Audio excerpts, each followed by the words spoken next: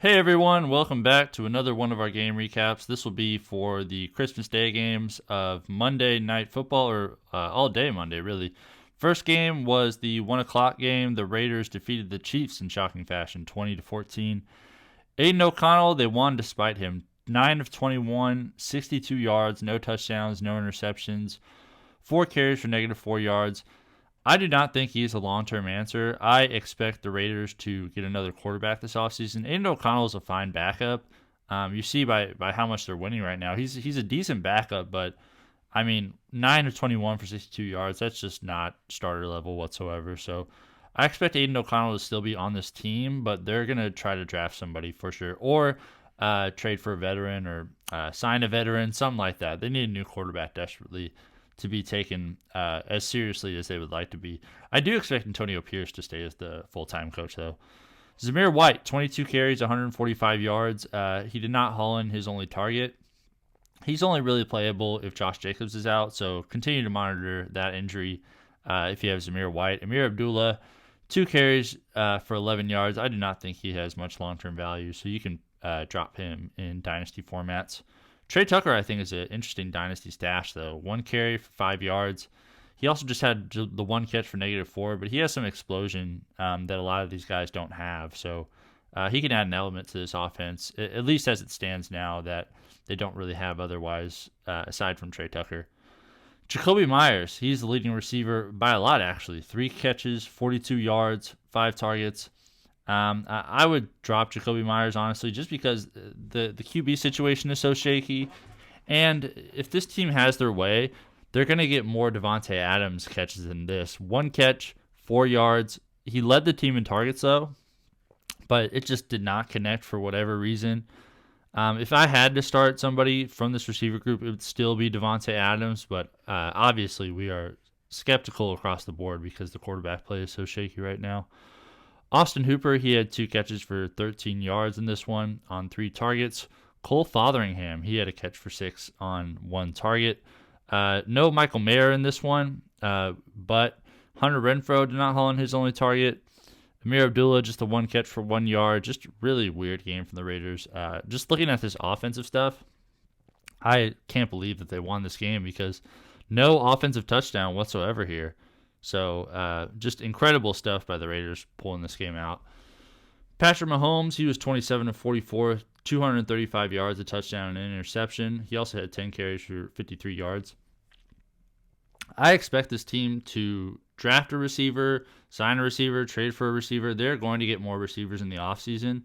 So I still think Patrick Mahomes is a buy low as we head into the offseason for dynasty leagues. But clearly this was a terrible season by Patrick Mahomes standards because he's still like bottom of the top 10 as far as quarterbacks are concerned in fantasy, but we drafted him to be QB1. He has not been that this year, so it's been a little bit disappointing.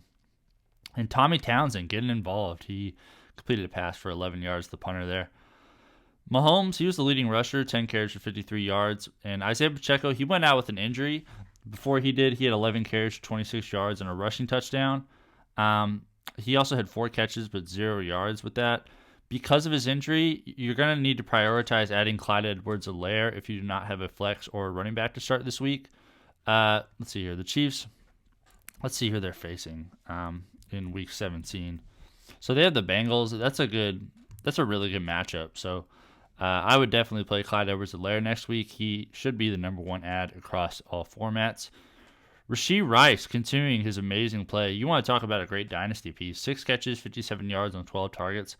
He's a nice receiver. I just wonder if he's going to get lost in the shuffle once they have more guys who are like legit. You can lock them in. Like enough of this Justin Watson stuff. Richie James, I think Richie James is okay. Excuse me. I think Richie James is okay. But MVS, I mean, he's got to go. Justin Watson, you do not want to be relying on Justin Watson this much. And like I said, Rashee Rice is nice, but once you have some talented receivers, I don't think it's a given that he's going to stay this number 1 guy. But at the end of this year, he has been on an absolute roll. So I would actually look out for Rashee Rice to be overrated in fantasy drafts going into next year. Travis Kelce, he had 5 catches for 44 yards on 7 targets. Another super disappointing year. He's still the number 1 tight end per game, but he isn't this like just eons and eons ahead of every other tight end like he was last year. So a little disappointing there. I will say though, I drafted Travis Kelce 102 in a 12-team league, and that team is now in the championship. So it wasn't as crazy of an idea as it sounded at the beginning of this year to draft Travis Kelce 101. Definitely a better pick than Justin Jefferson after Justin Jefferson's injury. So there's that. I would rather have Travis Kelce than Bijan Robinson. There's a bunch of guys I would have taken him over than some people who were drafted in the first round this year, but still a disappointing season nonetheless by Travis Kelce standards. Justin Watson, 4 catches, 38 yards, and a receiving touchdown. I think he's a huge sell high going into the offseason this year. Ideally, this team does not want to be using him that much. CEH, he had 3 catches for 42 yards. Good to see him get involved in the receiving work because he didn't really get all that much in the pass or in the running game, but he should take over the. He should be the workhorse in this backfield because Isiah Pacheco, if he's out, Jerick McKinnon's already on IR, so Clyde Edwards-Helaire is all they have left pretty much. And CEH is a good football player. Like stats aside, he's just a good football player. So I expect good things from him this week. Noah Gray, he had a catch for 5. Blake Bell, the Belldozer, he had a catch for 4. Justin Ross, he just had the 1 catch for 2. I wonder how his development is going to go towards this offseason because he showed some really interesting things in the preseason this year. MVS, I think he's a drop in Dynasty. Wasn't able to haul in his only target there. So really interesting stuff in that game. But weird result there with the Raiders pulling that one out without an offensive touchdown. Next game was the Eagles and the Giants. The Eagles took this one 33-25.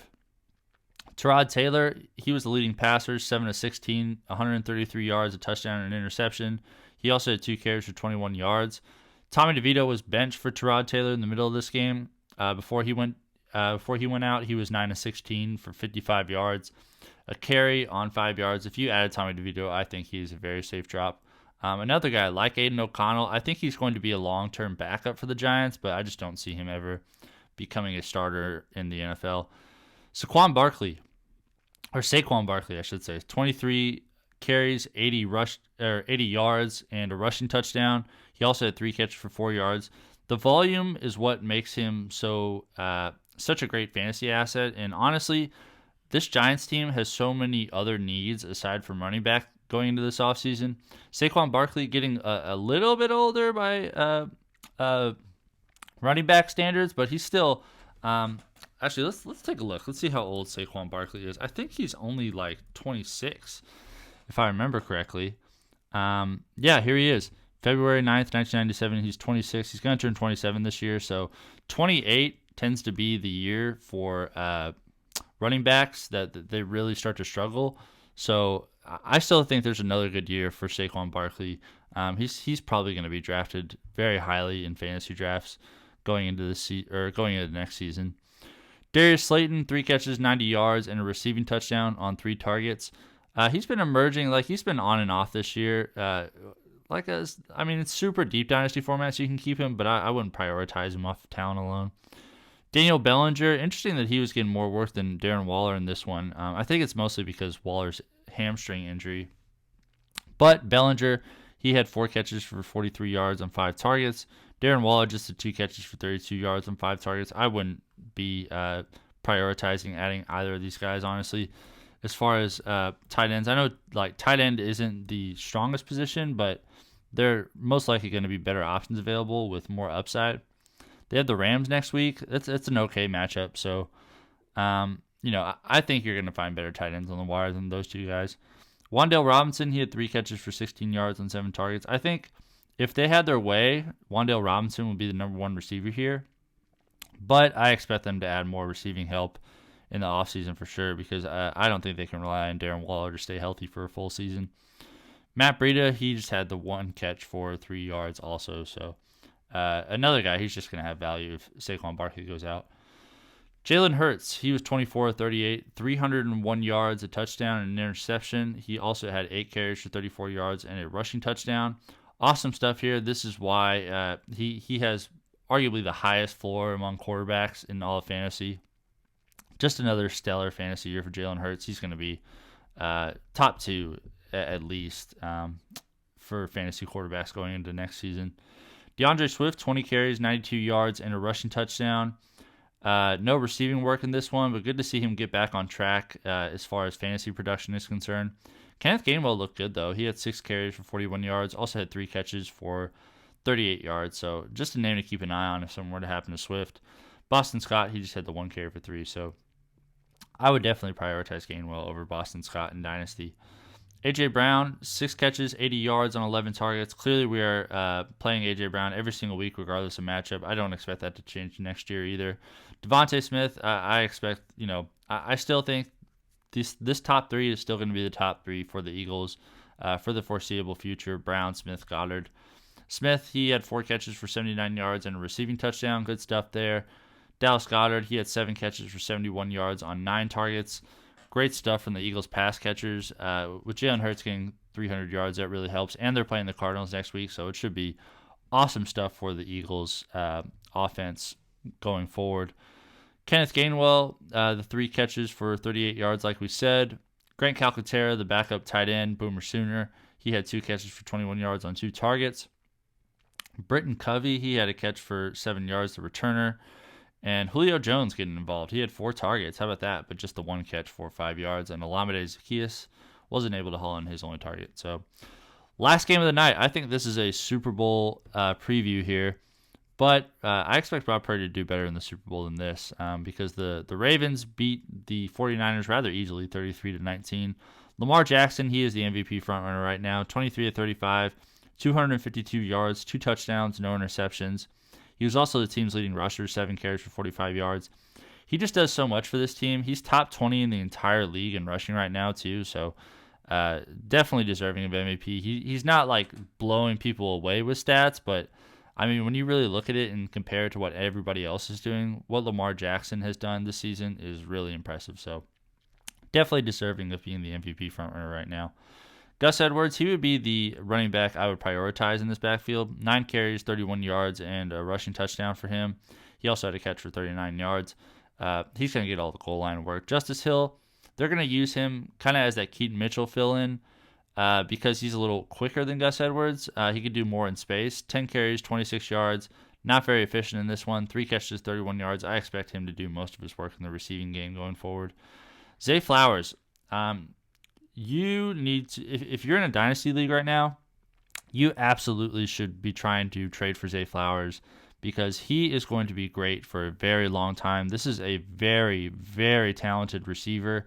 He has a great connection with Lamar. It seems like they're close friends off the field too, so I expect this connection to be outstanding. He may even take over Mark Andrews as the clear number 1 receiver in this offense next year. And he was that at the very beginning of the year, but after the first few games, Mark Andrews really started to assert himself again. But the way Isaiah Likely is playing and the way Zay Flowers has played in his rookie season, his future is just extremely bright. So definitely trade for Zay Flowers. Make him your keeper if you have him in a keeper league as well, especially if your keeper league factors in where they were drafted. Because I know some leagues, like if you drafted him in the 5th round, then you have to keep him in the 4th round the next year. So in those types of leagues, definitely Zay Flowers is a great keeper. Isaiah Likely, 3 catches, 56 yards on 4 targets. This is decent tight end production. We can continue to play him next week also, regardless of matchup. He's going to be involved. The Dolphins are an okay matchup, so I would still be playing Isaiah Likely.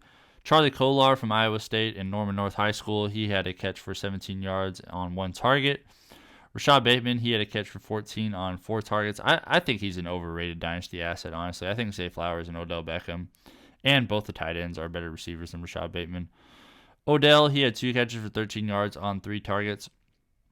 He's going to have more production than this in the playoffs for sure, but I think down the line, especially going into next year as Odell gets even older and Zay Flowers gets more experienced, it's going to be like this where Zay Flowers is just way out in front of everybody in targets. I mean, he had more than 3 times as many targets as anybody else in this team, so awesome stuff there. Nelson Aguilar, he had 3 catches for 10 yards and a receiving touchdown, and Patrick Ricard, the fullback, wasn't able to haul in his only target. For the Niners, Brock Purdy, his worst game of the season. He's having some trouble with really tough matchups. He's more matchup dependent than I think we've been giving him credit for this season.